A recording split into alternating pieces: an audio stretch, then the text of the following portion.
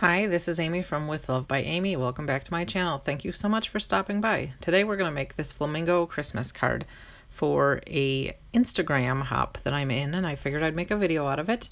It is from the Christmas Come Early Hop 2022. This is week 2, and it's organized by Kelly's Craft over on Instagram.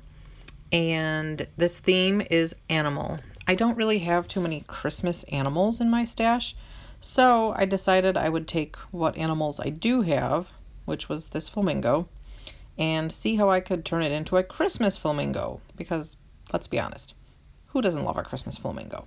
So I took this wreath stamp, and this is from a really old Stampin' Up set, probably been retired for a very long time, and I stamped it in green, the Screamin green from the Gina Electro Pop inks, and I stamped that in that green, and then off camera I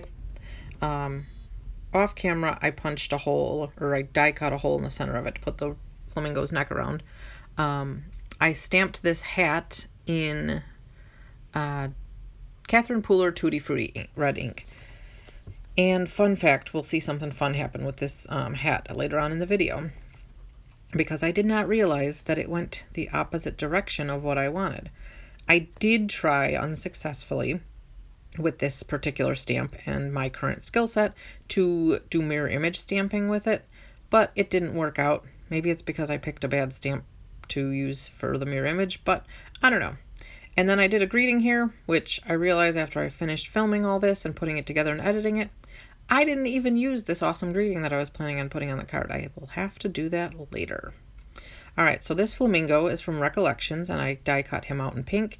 And then because we can't have pink legs, because they don't have pink legs, they have brown legs, I took a copic marker and I colored his legs brown, and I even went on the edges of his legs and colored those brown too, because I wanted it to look cohesive.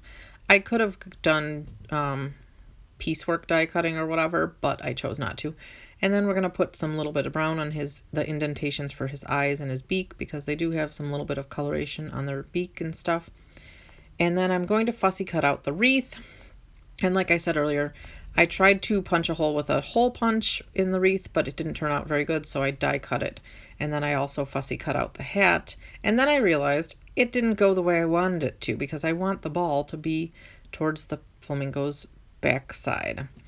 So here I am trying to figure out what I'm going to do, and then I turned the hat over, and, oh wait, no, I didn't do the hat yet. I'm putting little red dots on the wreath and making it look a little more festive. So the wreath is around the flamingo's neck, and then I'm trying to figure out what I can do with the hat. So I'm going to edit the hat. I flipped it over, and I start coloring it. I don't have any red copics, so I'm using a Sharpie here.